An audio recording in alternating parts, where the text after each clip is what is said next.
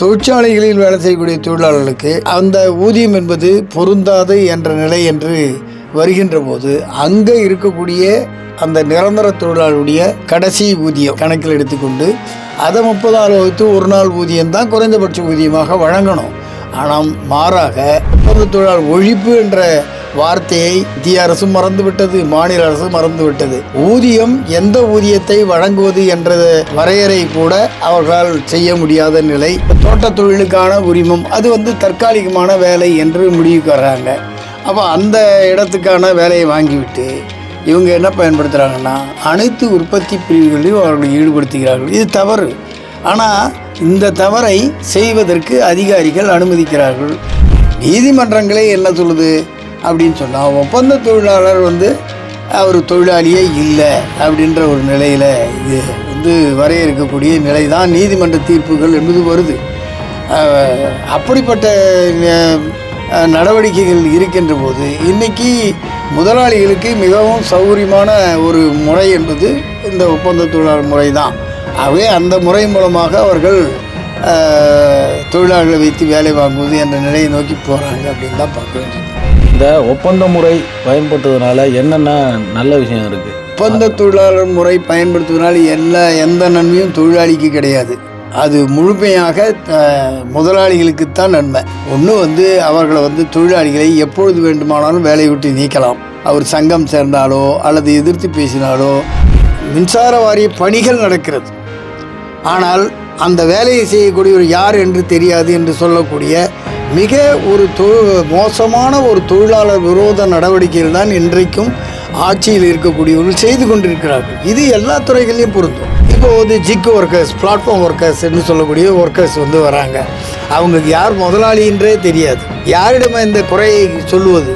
அரசிடம் போய் நம்ம முறையிடுவதற்கு கூட எந்த ஏற்பாடும் இல்லை. நிறைய பேர் என்ன நினைக்கிறாங்கன்னா தமிழக முதல்வரிடம் முறையிட்டால் நடந்துடும், அவருக்கு தெரியாது, இந்த விஷயமே நடக்கிறது தெரியாது, அப்புறம் பிரதமர் மோடிக்கு இது தெரியாது, தெரிஞ்சால் அவங்களாம் நிரந்தரப்படுத்திடுவாங்க அப்படி என்று ஒரு எண்ணத்தில் அவர்கள் வலம் வருகிறார். காரணம் என்னன்னா எப்படியாவது நாம் நிரந்தரம் ஆயிட மாட்டோமா அப்படின்ற ஒரு எண்ணம் என்பது அவங்களுக்கு இருக்குது.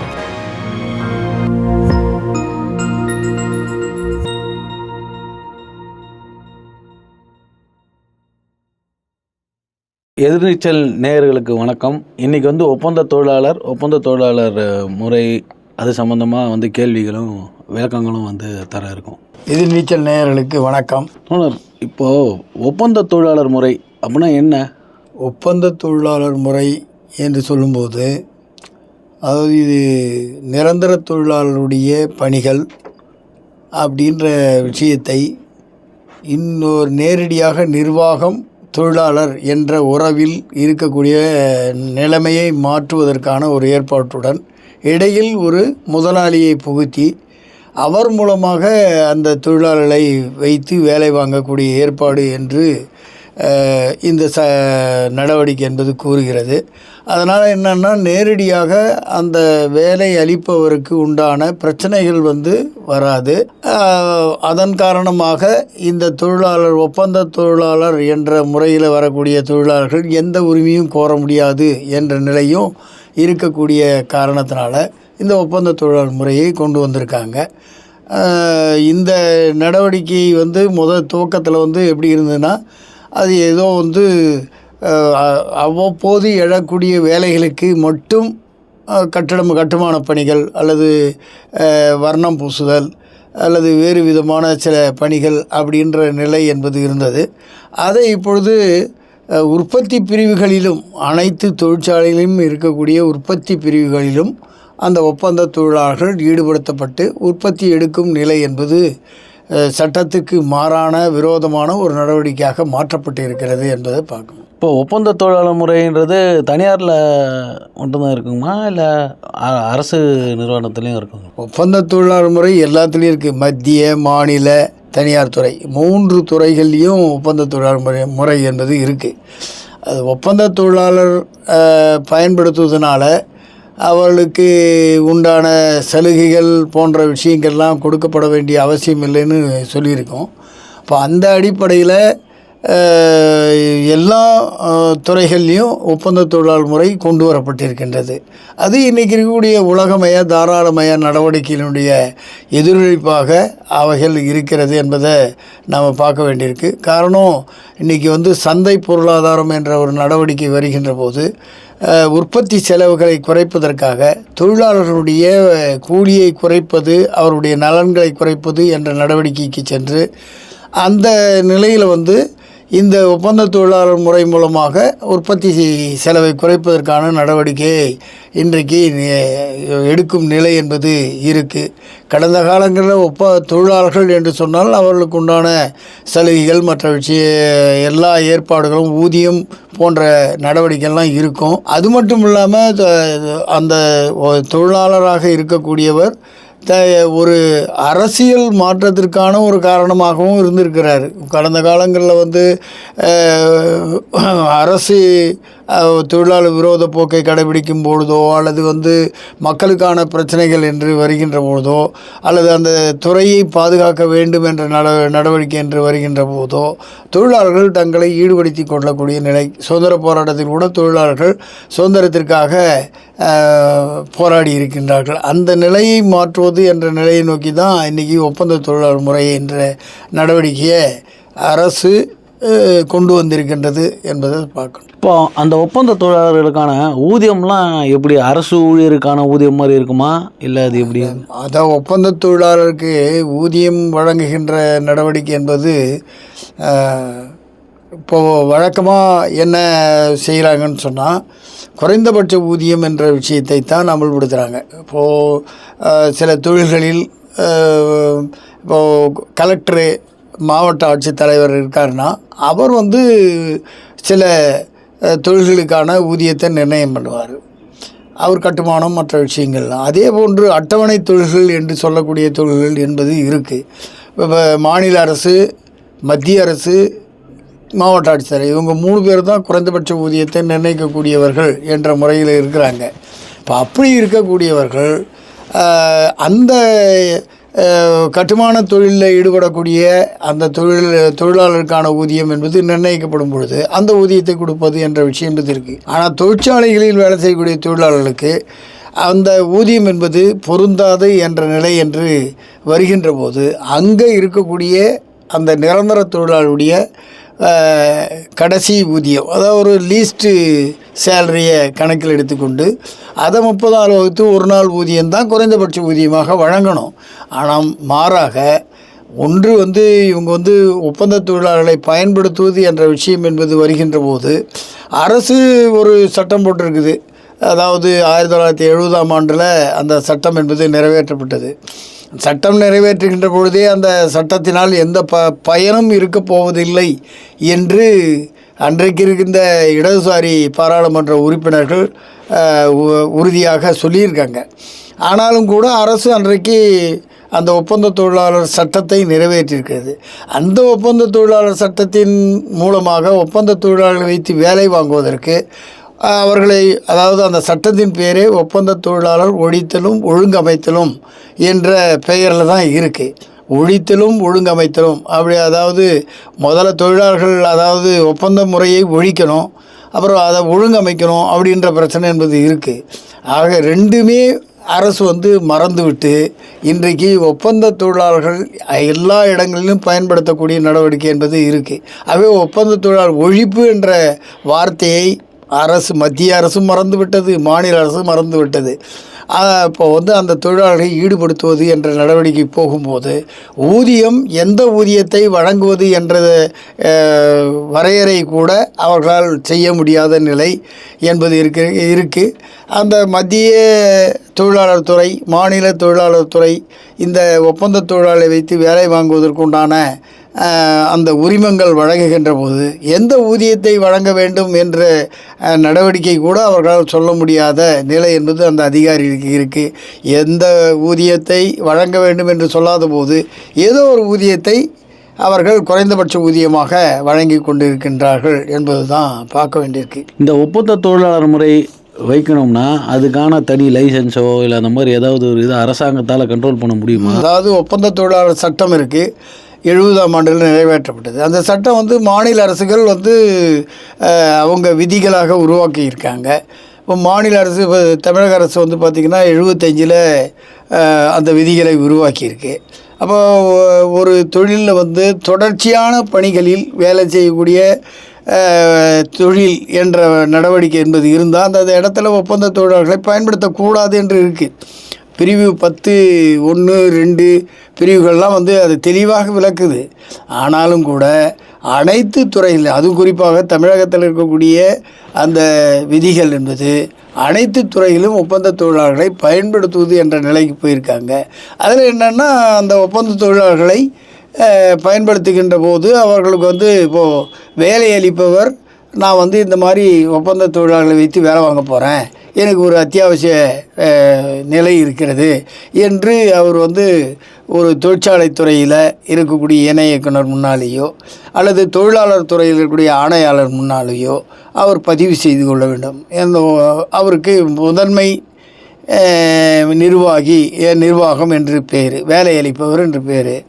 அது அவர் என்ன பண்ணுவார், ஒரு ஒப்பந்தக்காரரிடம் வேலையை ஒப்படைப்பார். அந்த ஒப்பந்தக்காரரை அடையாளம் காண்பித்து, இவர் தான் அந்த ஒப்பந்தக்காரர், இவர் வந்து அந்த ஒப்பந்த தொழிலாளர்களை வைத்து வேலை வாங்குவதற்கு உரிமம் அளியுங்கள் என்று அந்த சம்பந்தப்பட்ட அதிகாரிகளுக்கு தெரிவிப்பார். அவர் வந்து அந்த தொழிலாளரை வைத்து வேலை வாங்குவதற்கு உரிமத்தை வழங்குவார். இந்த நடைமுறை தான் இப்போ இருக்குது. ஆக இன்ன தொழிலுக்கு என்று அவர் வந்து அந்த உரிமத்தை பெற வேண்டும். ஆனால் அந்த இந்த தொழிலுக்கென்று உரிமத்தை பெற்றுவிட்டு இப்போ தோட்ட தொழிலுக்கான உரிமம் அது வந்து தற்காலிகமான வேலை என்று முடிவுக்கு வர்றாங்க. அப்போ அந்த இடத்துக்கான வேலையை வாங்கிவிட்டு இவங்க என்ன பயன்படுத்துகிறாங்கன்னா, அனைத்து உற்பத்தி பிரிவுகளிலும் அவர்களை ஈடுபடுத்துகிறார்கள். இது தவறு. ஆனால் இந்த தவறை செய்வதற்கு அதிகாரிகள் அனுமதிக்கிறார்கள். அதிகாரிகளுடைய மைண்ட் செட்டில் எப்படி ஆகிப்போச்சுன்னா, ஒப்பந்த தொழிலாளர் அவர் எங்கே வேண்டுமானாலும் பயன்படுத்தலாம், எப்படி வேண்டுமானாலும் பயன்படுத்தலாம் என்ற நிலையிலிருந்தான் இந்த பிரச்சனையை அணுகக்கூடிய தன்மை என்பது இருக்குது. அதனால் வந்து எல்லா இடங்களிலும் ஒப்பந்த தொழிலாளர்கள் பயன்படுத்தக்கூடிய நிலை என்பது இருக்குது. அதற்கான உரிமம் என்பது நாங்கள் வாங்கிவிட்டோம் என்று சொல்லக்கூடிய ஒரு நிலை என்பது. இப்பொழுது அந்தந்த வேலைக்கான ஒப்பந்த உரிமம் வாங்காமல் வந்து பணி வாங்கினாங்கன்னா, வேலை வாங்கினாங்கன்னா, இப்போ அவங்களுக்கான தண்டனையோ இல்லை அரசாங்கம் தரப்புலேருந்து என்ன மாதிரியான கண்ட்ரோல் பண்ணுற அத்தாரிட்டி இருக்குது? அதாவது ஒப்பந்த தொழிலாளர் அப்படின்னு சொன்னாலே அதை கண்ட்ரோல் பண்ணக்கூடிய அதிகாரிகள் ஒன்று, அவங்க இதை பற்றி கவலை கொள்வதல், உரிமம் வழங்கியதோடு சரி. ரெண்டாவது, அந்த சம்பந்தப்பட்ட ஒப்பந்த தொழிலாளர் தன்னுடைய போராட்ட குணத்தின் மூலமாக, நீதிமன்றம் மற்ற நடவடிக்கைகள் மூலமாக, சங்கத்தின் மூலமாக அணுகக்கூடிய நிலை என்பது இருந்தாலும் கூட, நீதிமன்றங்களே என்ன சொல்லுது அப்படின்னு சொன்னால், ஒப்பந்த தொழிலாளர் வந்து அவர் தொழிலாளியே இல்லை அப்படின்ற ஒரு நிலையில் இது வந்து வரையறுக்கக்கூடிய நிலை தான் நீதிமன்ற தீர்ப்புகள் என்பது வருது. அப்படிப்பட்ட நடவடிக்கைகள் இருக்கின்ற போது இன்றைக்கி முதலாளிகளுக்கு மிகவும் சௌகரியமான ஒரு முறை என்பது இந்த ஒப்பந்த தொழிலாளர் முறை தான்.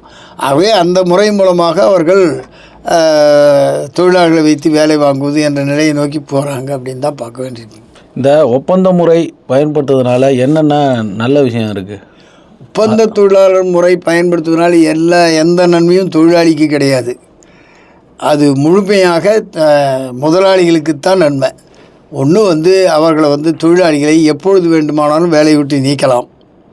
அவர் சங்கம் சேர்ந்தாலோ அல்லது எதிர்த்து பேசினாலோ அல்லது அவர் வேறு விதமான நடவடிக்கைகளில் ஈடுபடுத்தினாலோ அன்றைக்கே அவருக்கு வந்து எந்த நிரந்தர தொழிலாளி போன்று அவருக்கு நோட்டீஸ் அளிக்க வேண்டும் போன்ற எந்த பிரச்சனையும் கிடையாது. அவர் வேலையை விட்டு நீக்கலாம். வேலை விட்டு நீக்கிவிட்ட பின்னால் அவர் வந்து நீதிமன்றம் சென்றால், நீ வந்து நேரடி தொழிலாளியா நிரந்தர தொழிலாளி ஒப்பந்த தொழிலாளியா என்று கேட்டு, ஒப்பந்த தொழிலாளி என்றால் உங்களுக்கு வந்து முதலாளி யார், ஒப்பந்தக்காரர் தானே, அவரிடம் சென்று நியாயம் கேளு என்று சொல்லக்கூடிய நடவடிக்கை என்பது இருக்கும். ஆகவே ஒப்பந்த தொழிலாளர் நன்மை என்ற விஷயம் வருகின்ற போது தொழிலாளிக்கு எந்த நன்மையும் கிடையாது. முழுக்க முதலாளிகளுக்கு மட்டும்தான் நன்மை. இப்பொழுது இந்த ஒப்பந்த தொழிலாளர் முறை இப்போ தனியார் துறையிலன்றது சொல்லியிருந்தீங்க. அரசும் வந்து ஒப்பந்த முறை வந்து கடைபிடிக்குதுங்களா? அரசு தான் முழுமையான ஈடுபாடு செய்யக்கூடியது. அப்போ வந்து யார் கட்டுப்பாடு செய்யணும் அப்படின்னு சொன்னால், மாதிரி முதலாளியாக இருக்க வேண்டிய அரசு துறை தொடர்ச்சியான பணிகளில் இன்றைக்கு அந்த தொழிலாளர்களை ஈடுபடுத்தக்கூடிய நடவடிக்கை என்பது இருக்குது. இப்போ வந்து ஏராளமான காலி இடங்கள் இருக்குது. அந்த ஏராளமான காலி இடங்களை நிரப்புவது என்ற நடவடிக்கை இல்லை. அந்த இடத்துல அந்த தொழிலாளர்களை அழைத்து நீங்கள் இந்த வேலை செய்யுங்க அப்படின்னு சொல்லக்கூடிய ஒரு நடவடிக்கை என்பது இருக்குது. இந்த நடவடிக்கையே முழுக்க முழுக்க பார்த்திங்கன்னா உருக்காலை, அப்புறம் துறைமுகங்கள், இன்னும் இருக்கக்கூடிய விமானத்துறை, இந்த மாதிரியான அதிக வேலை வாய்ப்புகள் வழங்கக்கூடிய இடங்களில் இருக்கக்கூடிய அத்தனை வேலைகளும் ஒப்பந்த முறையில் தான் செய்யப்படுது.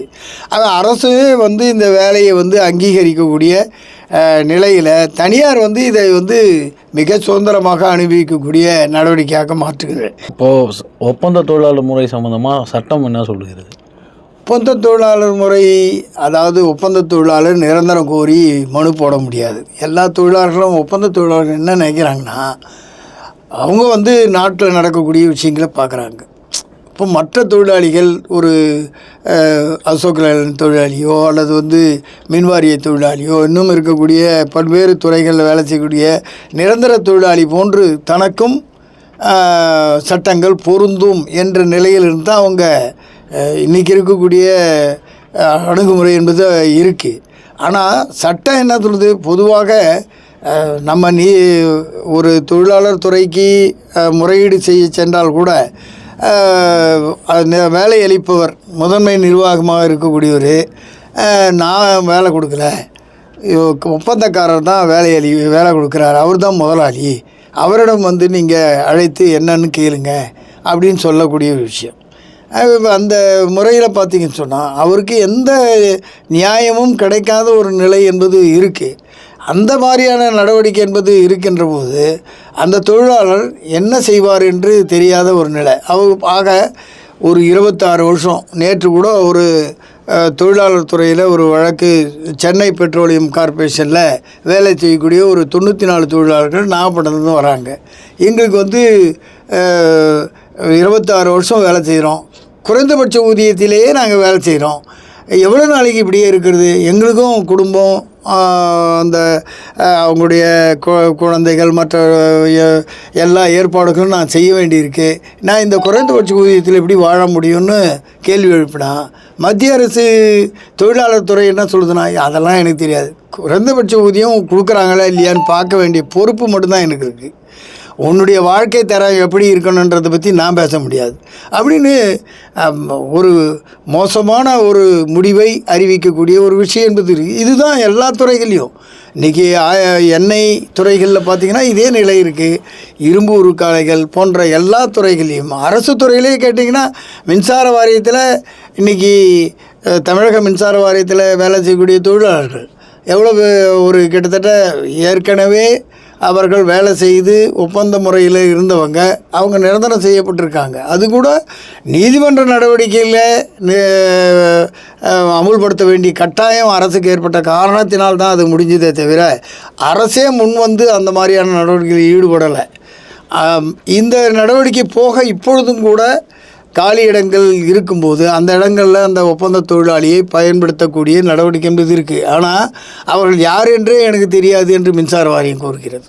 ஆகவே இந்த மாதிரியாக வேலை செய்யக்கூடிய தொழிலாளர்கள் மின்சார வாரிய பணிகள் நடக்கிறது, ஆனால் அந்த வேலையை செய்யக்கூடியவர் யார் என்று தெரியாது என்று சொல்லக்கூடிய மிக ஒரு மோசமான ஒரு தொழிலாளர் விரோத நடவடிக்கைகள் தான் இன்றைக்கும் ஆட்சியில் இருக்கக்கூடியவர்கள் செய்து கொண்டிருக்கிறார்கள். இது எல்லா துறைகள்லையும் பொருந்தும். இப்போ தனியார் துறைகளே எடுத்துக்கிட்டிங்கன்னா அசோக் லேலண்ட் போன்ற தொழில்களில் 8000 பேர் இங்கே சென்னையில் இருக்குது, எண்ணூரில் 8000 தொழிலாளர்கள் நிரந்தர தொழிலாளர்கள் வேலை செய்து கொண்டு இருந்தார்கள். அவர்களுக்கு கொடுத்துக்கூடிய சலுகைகள் ஏராளமான சலுகைகள் என்பது போராடி பெற்றது. அத்தனை சலுகைகளும் இன்றைக்கு ஒன்றொன்றாக குறைத்து கொண்டு 1200 நிரந்தர தொழிலாளர்களும் மீதி 6000 பேர் ஒப்பந்த தொழிலாளர்களும் வேலை செய்கிறார்கள். அப்போது உங்களுக்கு இன்றைக்கி தனியார் துறைக்கு அல்லது அரசு துறைக்கு அதிகபட்ச லாபம் என்பது இந்த தொழிலாளர்களை குறைந்த ஊதியத்தில் வேலை வாங்குவதன் மூலமாகவே நடந்திருக்கிறது என்பதை நாம் சுட்டிக்காட்ட வேண்டியிருக்கு. இப்போ மத்திய பொதுத்துறை நிறுவனங்கள் நெய்வேலி லிக்னைட் கார்ப்பரேஷன் இருக்குது இங்கே நெய்வேலியில். அது ஆண்டுதோறும் லாபத்தை ஈட்டுகிறது. 1100 கோடி ரூபாய் லாபத்தை ஈட்டக்கூடிய நடவடிக்கை. அது மின்சார உற்பத்தியும் பண்ணுது, சுரங்க தொழில் மூலமாக நிலக்கரியை எடுக்கிறது. ஆனால் அங்கே வேலை செய்யக்கூடிய கிட்டத்தட்ட ஒரு 15,000 ஒப்பந்த தொழிலாளர்கள். அவர்களுக்கு என்ன ஊதியம் வழங்கப்படுகிறதுனா குறைந்தபட்ச ஊதியத்தை வழங்கிவிட்டு நிரந்தர தொழிலாளருக்கான ஊதியத்தை வழங்காமல் இருக்கக்கூடிய நிலையின் காரணமாக இந்த 1100 கோடி ரூபாய் லாபம் வரக்கூடியதில் ஒரு பங்கு நிச்சயமாக தொழிலாளருடைய அந்த உழைப்பு, அதாவது ஒப்பந்த தொழிலாளருடைய உழைப்பு இருக்கிறது. இதே நிலை தான் பல தொழிற்சாலைகளிலும் நாம் இதை பார்க்க முடியும். ஆகவே அதாவது உழைப்பு சுரண்டல் என்ற நடவடிக்கையில் பார்த்திங்கன்னு சொன்னால் மத்திய அரசும் சரி, மாநில அரசும் சரி, தனியார் துறையும் சரி, எந்த விதமான வித்தியாசமும் இல்லாமல் இன்றைக்குடைய முதலாளித்துவ நடைமுறைக்கு உதவி செய்யக்கூடிய நிலையாகத்தான் அவர்கள் செய்து கொண்டிருக்கிறார்கள் என்பதை நாம் பார்க்க வேண்டியிருக்கு என்பதை நிச்சயமாக சொல்ல முடியும். அது மட்டும் இல்லாமல் இப்போ இருக்கக்கூடிய நிலை என்பது ஒரு பக்கம் இருக்குது. இன்னும் புதிய நிலைமைகள் வந்திருக்குது. அவுட் சோர்சிங் ஒன்று வந்திருக்கு. முற்றிலுமாக அந்த இப்போது வள்ளூர் அனல் மின் நிலையம் இருக்குன்னா எல்லா தொழிலாளர்களும் அங்கே வேலை செய்யக்கூடிய உற்பத்தியில் ஈடுபடக்கூடிய அனைத்து தொழிலாளர் ஒப்பந்த தொழிலாளர்கள். ஒரு தொழிலாளி கூட நிரந்தர தொழிலாளி இல்லை. அது ஒரு முறை. இன்னொரு முறை என்னென்னா அவர்கிட்ட அந்த பிளான்ட்டே ஒப்படைத்து விடுவது. அது இப்போது சென்னை பெட்ரோலியம் கார்ப்பரேஷன் கூட டீசாலினேஷன் பிளான்ட்டு போன்ற இடங்கள் முழுமையாக அந்த பிளான்ட்டையே இன்னொருத்தரிடம் ஒப்படைக்கக்கூடிய ஏற்பாடு. சென்னை மெட்ரோ வாட்டர் அப்படின்னு கடல் நீரை குடிநீராக்கும் திட்டம் காட்டுப்பள்ளியில் மீஞ்சூர் பகுதியில் இருக்குது. அங்கே முழுமையாக அந்த திட்டத்தையே அந்த தனியாரிடம் ஒப்படைத்து விடக்கூடிய ஒரு நிலைமை. Out sourcing. இப்போது ஜிக் ஒர்க்கர்ஸ், பிளாட்ஃபார்ம் ஒர்க்கர்ஸ்ன்னு சொல்லக்கூடிய ஒர்க்கர்ஸ் வராங்க. அவங்களுக்கு யார் முதலாளின்றே தெரியாது. யாரிடம் இந்த குறையை சொல்லுவது? அரசிடம் போய் நம்ம முறையிடுவதற்கு கூட எந்த ஏற்பாடும் இல்லை.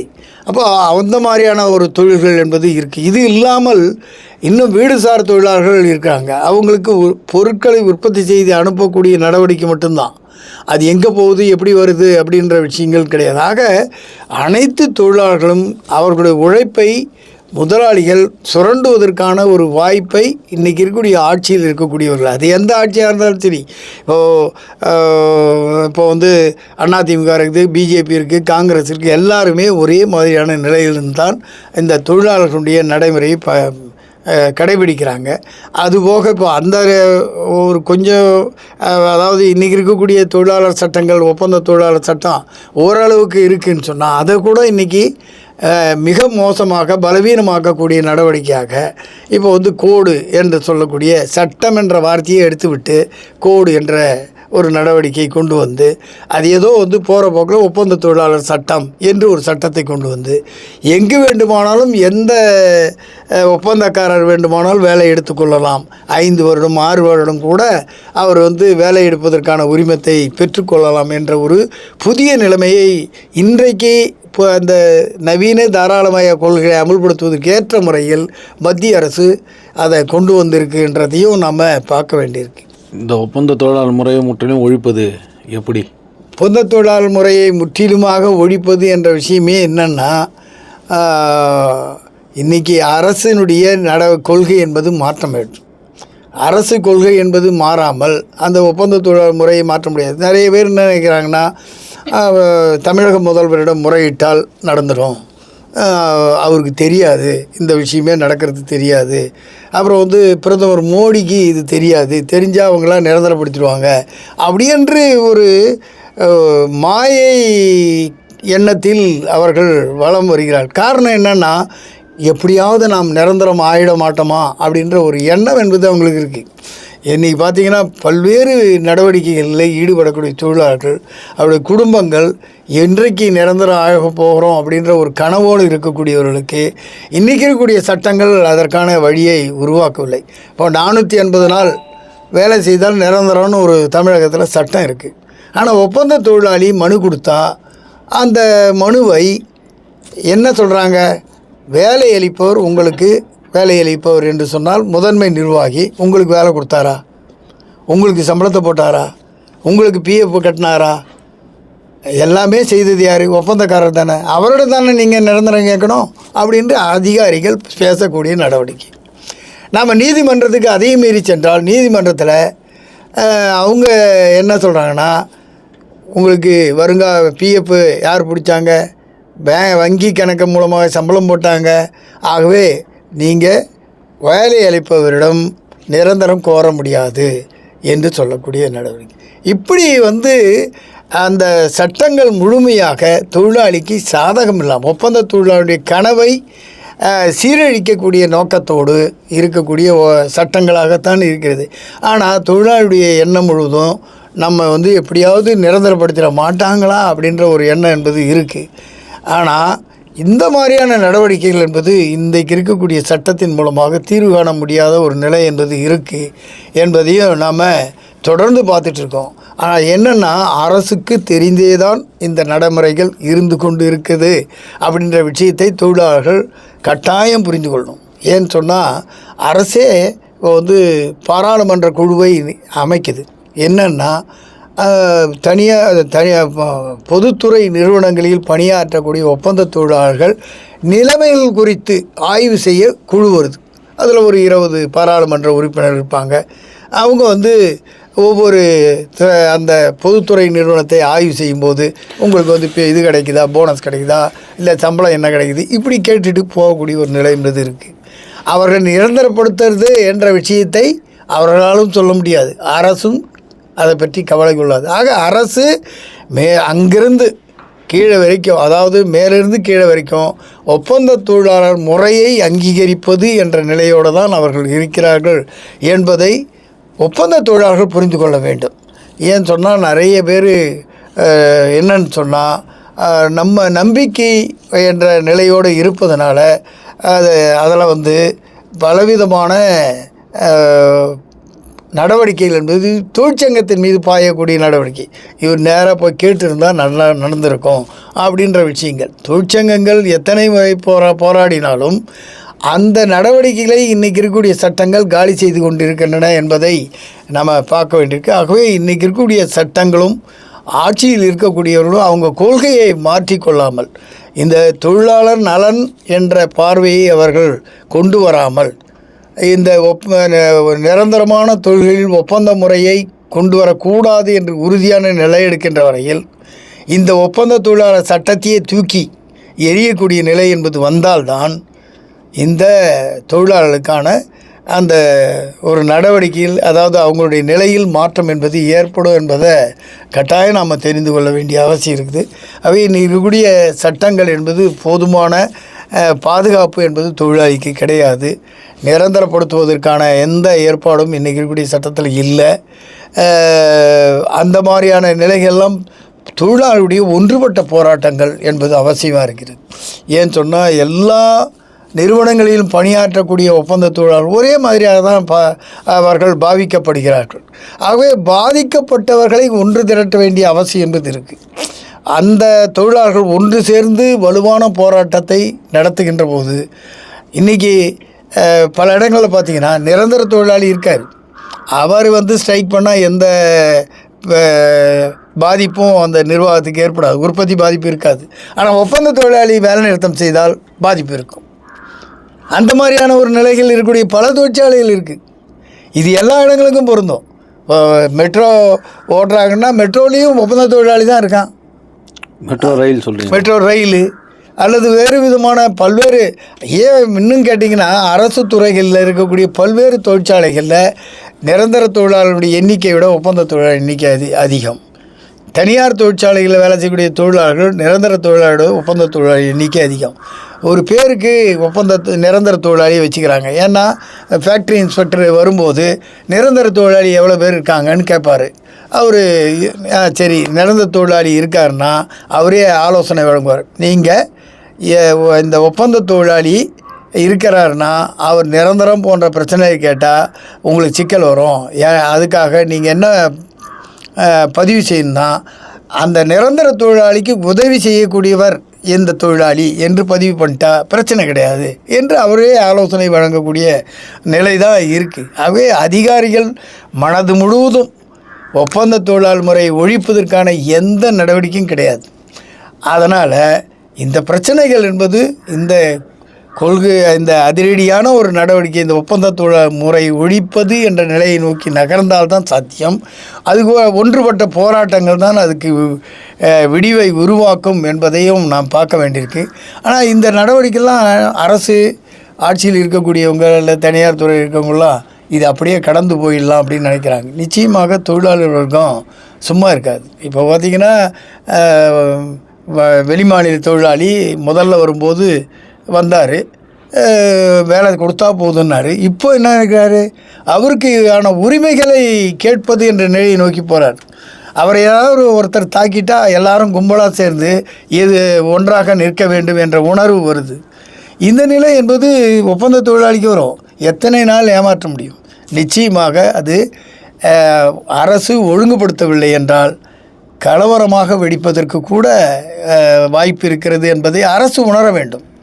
அது அரசு உணரவில்லை என்றால் அதற்கான உணர வைப்பதற்கான நடவடிக்கை என்பதுதான் நடக்கும் என்பதையும் இந்த நேரத்தில் சொல்ல வேண்டியிருக்கிறது.